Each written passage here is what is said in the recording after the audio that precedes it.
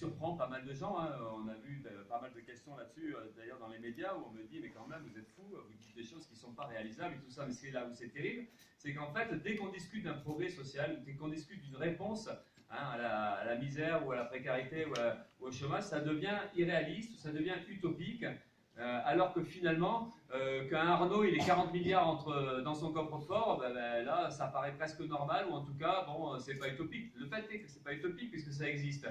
Mais c'est ça qui est terrible, c'est que tout est inversé. Et on ne peut plus discuter aujourd'hui du progrès social sans se faire taxer d'utopique. Et c'est tout le problème qui est posé pour nous, c'est comment on arrive à remettre ces idées-là en avant, et tout en expliquant que c'est certes utopique parce que c'est pas encore le cas aujourd'hui, qu'on n'a pas le rapport de force pour l'imposer, mais ça devrait être la moindre des choses dans une société, c'est d'arriver à refuser le fait qu'il y ait des gens qui soient dans la galère, des gens qui n'arrivent pas à se soigner ou à se loger, ou qui n'arrivent pas à avoir un boulot.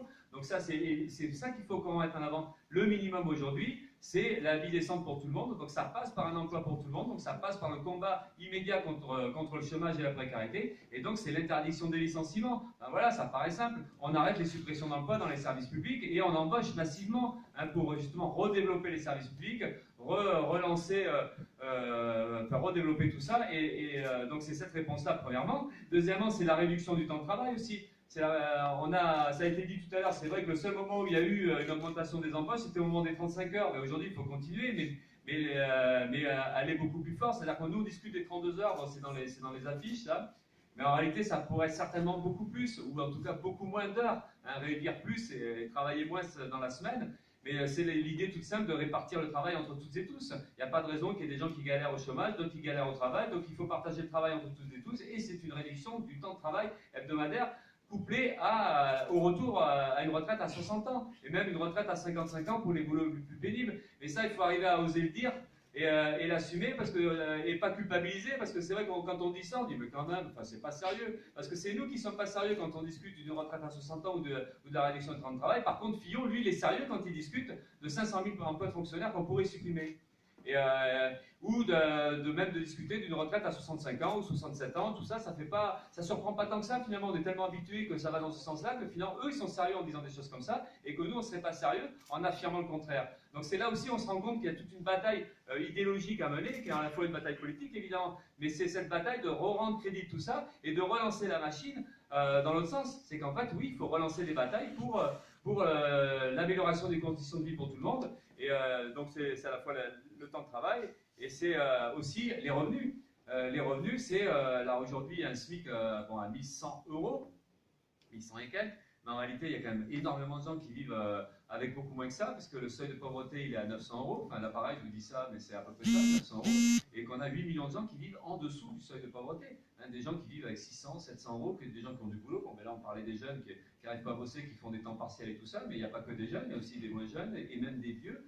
Des vieux, c'est pas du tout dévalorisant. Moi, je me suis même dans la catégorie plutôt des vieux en ce moment. Mais il y a aussi des tas de gens qui vivent avec très peu, précaires, et qui vivent abîmés par des années de travail, et puis des retraités qui ont des pensions de 600, 700 euros, 800 euros. Enfin, tout ça, c'est dramatique. Donc la question qui est posée évidemment de suite, c'est l'urgence de mettre en place un revenu garanti qui soit décent. Et un revenu garanti décent, c'est au moins 1700, 1800 euros net. Hein, c'est pas un chiffre qu'on met au hasard comme ça, mais c'est à peu près ça. Pour vivre à peu près correctement aujourd'hui, il faut ça. Donc vous vous rendez compte, on est déjà bien au-dessus du SMIC actuel, un SMIC qui n'est pas respecté d'ailleurs, enfin, pour plein de gens, puisqu'encore une fois, tous ceux qui sont en temps partiel vivent pas, ou des tas de boulots précaires, de toute façon, ne vivent pas avec un SMIC. Donc et cette idée de revenu décent, c'est encore une fois l'idée d'un partage des richesses, et donc d'une réappropriation de tout l'argent qui a été détourné entre les mains d'une poignée.